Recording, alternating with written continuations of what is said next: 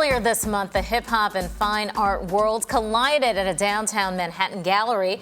Rapper Jay-Z performed his new song, Picasso Baby, for hours as art aficionados streamed through the exhibit. But you know, that's just one example of the many. And here to tell us how hip-hop's global influence is changing the narrative on art and culture is radio commentator and co-founder of Muse Records, Mike Muse. Welcome to the show. Hey, what's up happening, guys? Hey there. Thanks for having me. It's a pleasure to have you. I love my wall, by the way. Awesome, as are you. I think it's very appropriate for the moment. Good, good. We like that. All right, so tell us about how some of these things are influencing, because hip-hop, I was at the Jay-Z thing. It was amazing. It was my first art-infused so hip-hop VIP, type of thing. You're so Well, VIP. Jay-Z was actually asking him for tips. I mean, he's the co-star of this documentary HBO. But it's really changing the way, the narrative on hip-hop culture and art, and they're now just being mixed as one. So what does that mean for the future of art, culture, and hip-hop? It means so much. I mean, one, as we all know, hip-hop is a driving factor that influences culture across, not just America, but across the globe, right? And so it's amazing, kind of dispels this notion of what art in high society used to be, right? You used to have this art, individuals used to go to the opera or go to the ballet, used to be considered a little bit soft, you know, in the black community. But here we have these hyper-masculine, or definition of what we believe to be hyper-masculine men, actually discussing and rapping art. You actually have Kanye having ballerinas in his videos. You actually have Kanye having ballerinas actually perform on the award shows with him. You actually have Prince hiring Misty Copeland from American Ballet Theater on his tour, right? And so you have Jay-Z now actually rapping about art. And so to me, what this signifies is that, you know what, especially for brown and black boys and girls, that it's okay to be in art. It's okay to say you like ballet. It's okay to go see an opera, right? And I think that only just infuses in terms of economic ability, in terms of how we're exposed to that type of genre of artistic, you know, enjoyment and experiences, right? Because what they say goes in our community. And so I'm excited to see what does this mean.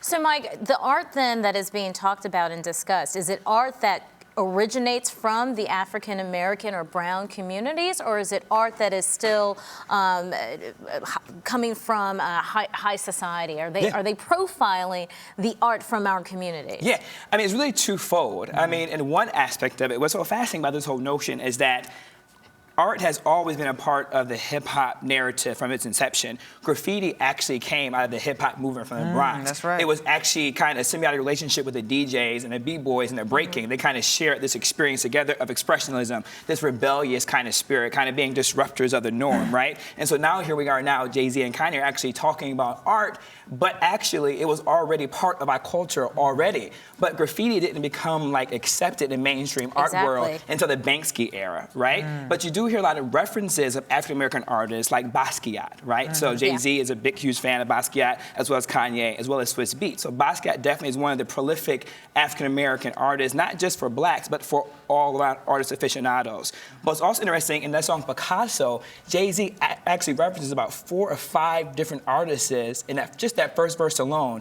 Jeff Koons. Jeff Koons is this very beautiful sculpture kind of guy who creates like these very cartoonish, balloon-shaped artwork. There are these huge sculptures. That's what about when he says, get a Jeff Koons balloons, right? So that's what he's talking about. He says, get a Roe of Christie's, right? Roe is this graffiti artist in Belgium who does these gigantic, bigger-than-life artwork across the board. He talks about bacon, and then he says bacon, and then turkey bacon, smell the aroma. Bacon is actually Francis Bacon. Francis Bacon is one of the great figurative artists of our time, right? Then Picasso, obviously. Then he talks about Rothko. Rothko is definitely a great, what you call abstract artist, kind of the Jeff Pollock era. So those necessarily aren't African-American artists. These are very contemporary, what people in high society deemed as great art. And that kind of gets back to, I'm sorry, that kind of gets back to the original point that I was trying to make, is that, you know, what is wonderful about that particular song is that it does highlight high society artists, and then it forces me as the consumer, the listener, to find out, well, who is this Bacon, right? That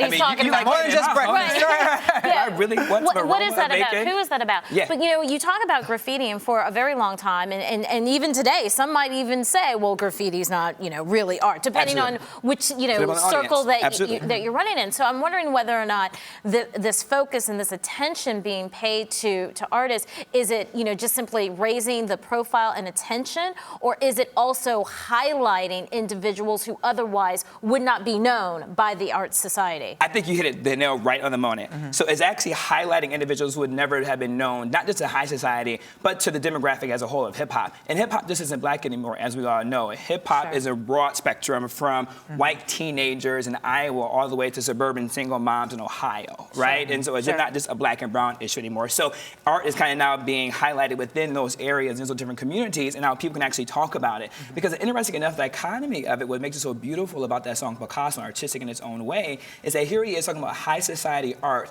but in a very simplistic, you can groove to it in the club, you know, you can pop bottles to it, right? But at the same time, you might be able to learn something. It's almost like putting sugar on medicine, right? Like it tastes good going in and going down, but it's actually helpful and kind of helping you kind of along the way.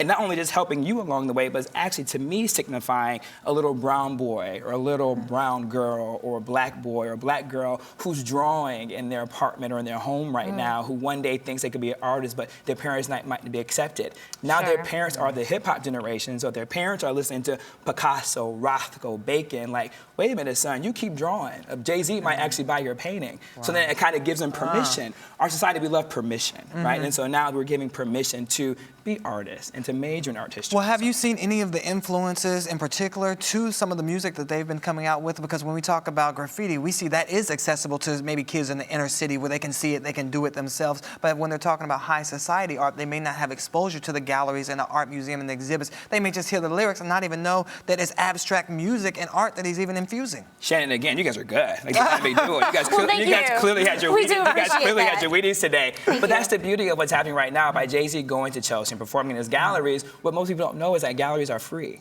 right? And so you can just drop by a gallery and not have to pay anything, right? If you have a student ID, you can get into most of these great museums like the MoMA and the Met for free, right? So it's really attainable, right? You may not be able to purchase, but at least you'll be able to experience, to engage, to interact with the artwork. It's very free and it's very attainable. And so I think he's really kind of highlighting that from that perspective. You know, I think it's very difficult to talk about art and artists like Jay-Z without also talking about the call for some artists to become more socially engaged, especially in wake of the verdict in the George Zimmerman trial and case. And so I'm curious as to whether or not all of this attention, right, that Jay-Z and other artists are bringing, does that then mean that there's an expectation that they should be bringing certain types of attention to other social issues that are relevant and using their art for that? Boy, I don't know if we have time to get into all this.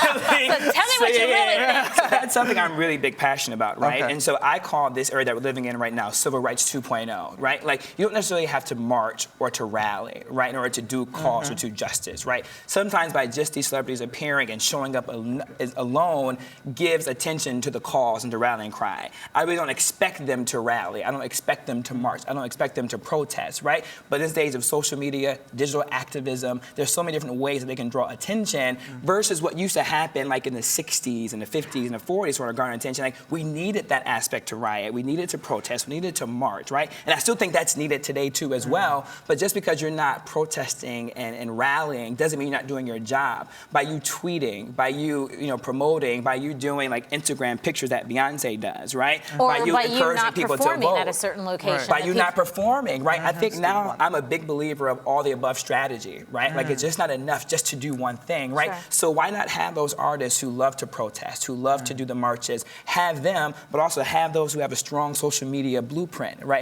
Footprint in society. Couple that with digital activism. I think that's the beauty of it. So I think we're so busy tearing each other down without realizing how we can actually come together and have a very great symbiotic relationship in order to advance these causes and injustices. So. Well, I'm definitely hoping some of the artists are listening to your plea and go out and do some of that music. I hope so too, Shannon. And we've seen how the artwork has influenced hip-hop, but have you seen any ways how hip-hop has influenced artwork around the world? Yeah, I mean, look at Basquiat, for example. Basquiat was great friends with Fat Five Freddy. Yeah. I mean, his lyricism in terms of what the art called their narrative, right? In terms of how they draw, how they sketch, right? It's kind of their narrative, their language. Is there right? an equivalent of Basquiat for this generation? I mean, there's never going to be an equivalent, right? But you do have some great, like Kehinde Wiley is like absolutely fantastic. Rasheed Johnson is absolutely fantastic. So you do have these great burgeoning kind of artists that are coming to the fore right now who would do great things for us, right? And even the fact that Swiss Beats actually partnered with the fashion industry, right? Swiss Beats partnered with Reebok to do a fashion line with Basquiat and Keith Haring, kind of shoes and clothing. I mean, so then we have this similar relationship with fashion. And so music and fashion and art are all go hand in hand together. It's all about expression. It's all about communicating messaging, right? It's all about disruption and not going with the flow and actually creating the standards for it. And I think part of it too is about the money too, isn't it? About who's going to pay for what? It is, like, and that's the demand for it as well. But with that also too being said, the good thing about that is it now allows blacks